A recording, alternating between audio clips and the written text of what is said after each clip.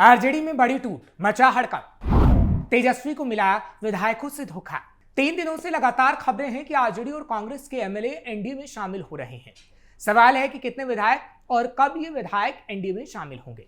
इसका जवाब आज हम आपको देंगे और पूछेंगे सवाल कि क्या इन विधायकों के एनडीए में आने से आरजेडी और कांग्रेस शून्य पर सिमट जाएगी। सवाल यह भी है कि क्या अब आरजेडी का अस्तित्व पूरी तरीके से खत्म होने वाला है।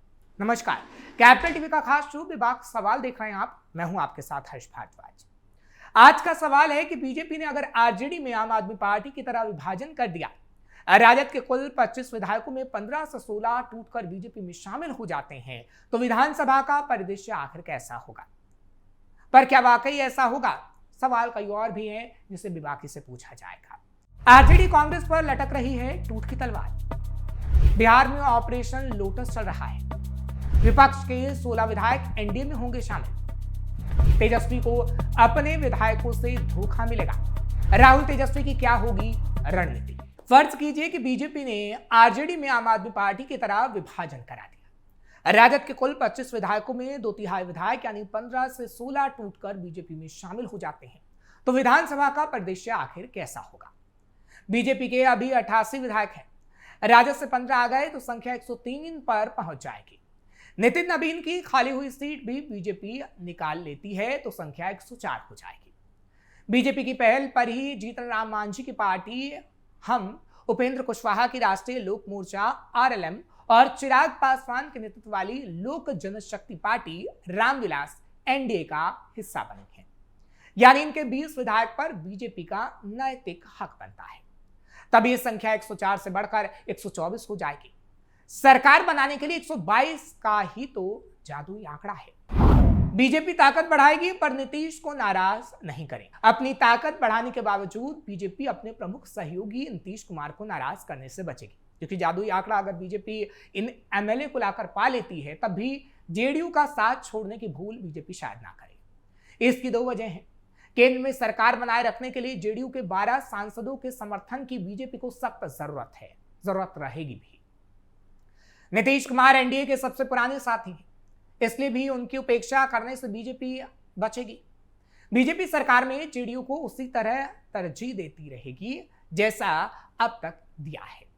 मसलन मंत्री उप मुख्यमंत्री का पैटर्न वैसा ही रहेगा।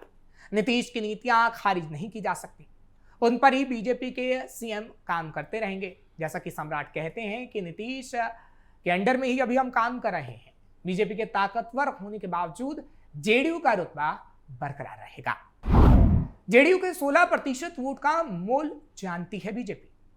दरअसल बीजेपी के जेडीयू के 16 से 17% वोटों की अहमियत का एहसास है। इसमें 10 से 11% वोट तो नीतीश के लवकुश समीकरण वाले ही हैं।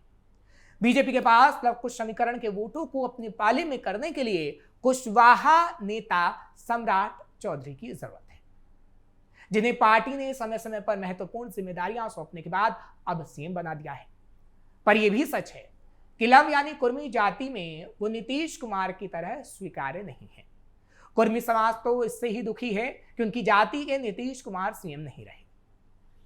नीतीश कुमार के बेटे निशान तक वो मानने को तैयार थे, उन्हें ही नीतीश की जगह सीएम बनाने की मांग भी इसलिए ही हो रही थी।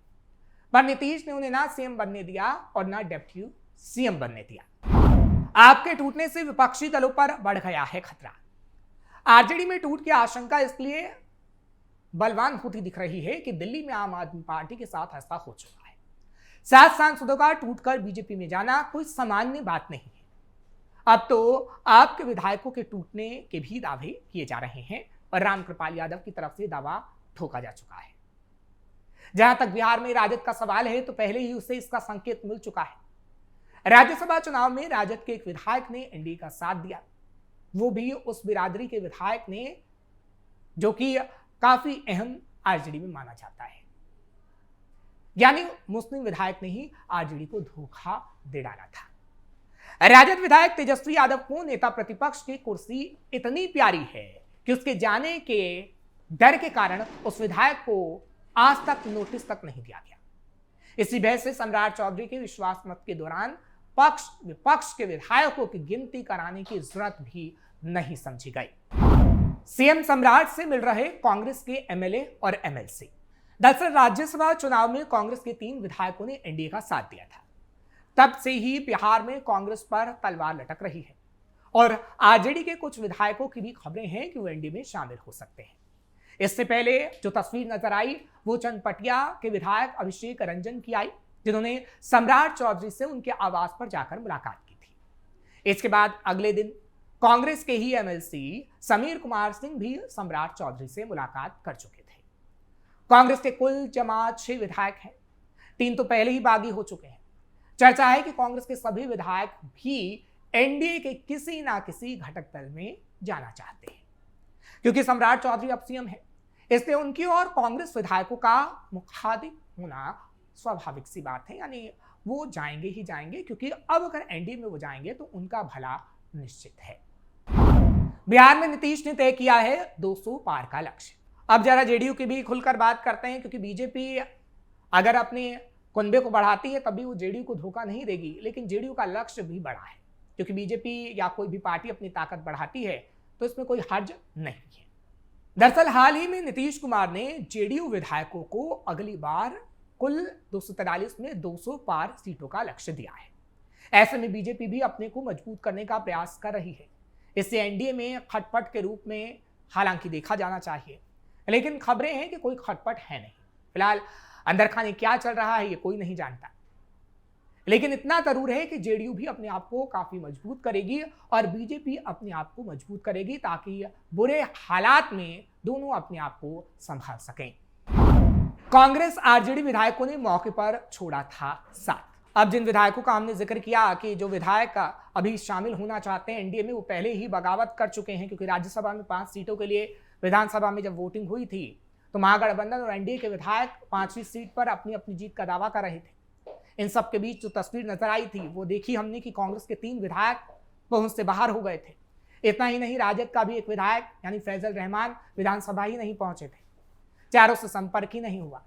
सुबह से लेकर शाम तक फारबिसगंज के विधायक मनोज विश्वास से संपर्क करने की कोशिश भी की गई, लेकिन उनका फोन तक स्विच ऑफ नजर आया। वहीं वाल्मीकि नगर के सुरेंद्र प्रसाद कुशवाहा और मनिहारी के विधायक मनोहर प्रसाद सिंह फोन पर कोई बातचीत करना ही नहीं चाहते थे। तीनों विधायक सुबह तक होटल भी नहीं पहुंचे। यहीं पर महागठबंधन के सभी विधायकों को ठहराया गया था। राजद विधायक फैजल रहमान पहले से ही बगावती थे, लेकिन उन्होंने मां की तबीयत को खराब बताया और अलग अलग इन विधायकों ने कारण दिए। इसके बाद कांग्रेस और आरजेडी पर पहले से ही सवाल उठ रहे थे कि क्या पहले से ये बगावत देखने को मिलती आई है, क्योंकि आरजेडी के प्रमुख नेता यानी तेजस्वी यादव और कांग्रेस आलाकमान ने इन विधायकों से कोई बातचीत की ही नहीं। हालांकि एनडीए की ओर से बार बार ये कहा जा रहा था कि महागठबंधन के कुछ विधायक हमारे संपर्क में हैं, और वो बात सच साबित हुई। राज्यसभा चुनाव में मतदान के दिन जब महागठबंधन के 4 विधायक गायब हो गए तो इस पर मुहर तक लग गई, लेकिन तेजस्वी यादव ने एनडीए पर हॉर्स ट्रेडिंग का आरोप लगाया था। राजद नेता और राज्यसभा उम्मीदवार ने कहा था कि विधायकों को खरीदा गया, यानी एडी सिंह और तेजस्वी यादव ये कह रहे थे कि 15 करोड़ का ऑफर इन विधायकों को मिला है, इसलिए विधायक वोट करने नहीं पहुंचे हैं। विधानसभा चुनाव 2025 के बाद विपक्ष की स्थिति कैसी? बिहार में 2025 के विधानसभा चुनाव में महागठबंधन का प्रदर्शन काफी कमजोर रहा और पूरे गठबंधन को कुल मिलाकर सिर्फ 35 सीटों पर ही संतोष करना पड़ा। महागठबंधन में सबसे बड़ी पार्टी राष्ट्रीय जनता दल को 25 सीटें ही मिली, जबकि उसके सहयोगी दलों को मिलाकर करीब 10 सीटें हासिल हुई। इसमें भारतीय राष्ट्रीय कांग्रेस को 6 सीटें मिली, जबकि वाम दलों को 3 और आईआईपी को 1 सीट नसीब हुई। अब ऐसे में कहा जा सकता है कि तमाम विधायक अगर एनडीए के खाते में जाते हैं तो जेडीयू और बीजेपी अपने आप को मजबूत करने का काम करेगी और पूरी तरीके से कांग्रेस और आरजेडी शून्य पर सिमट सकती है, जिसके बाद मिट्टी पलीत दोनों पार्टियों का होना तो तय माना जा रहा है। लेकिन इतना जरूर कहा जा सकता है कि जेडीयू और बीजेपी की बल्ले बल्ले होने वाली है, क्योंकि आगे आने वाले समय में हम देखेंगे कि कई राज्यों में चुनाव है और इसका असर वहां पर पड़ सकता है, क्योंकि 5 राज्यों में अभी जब चुनाव चल रहे हैं उसका रिजल्ट भी जल्द ही आना है और बीजेपी अपनी जीत का दावा कर रही है। फिलहाल बिहार में कैसी स्थिति रहती है, कैसी तस्वीर आती है, वो हम आपको दिखाएंगे। आपको ये खबर कैसी लगी कमेंट सेक्शन में जरूर बताएं। खबर को लाइक शेयर करें, कैपिटल टीवी को सब्सक्राइब करना मत भूलिएगा।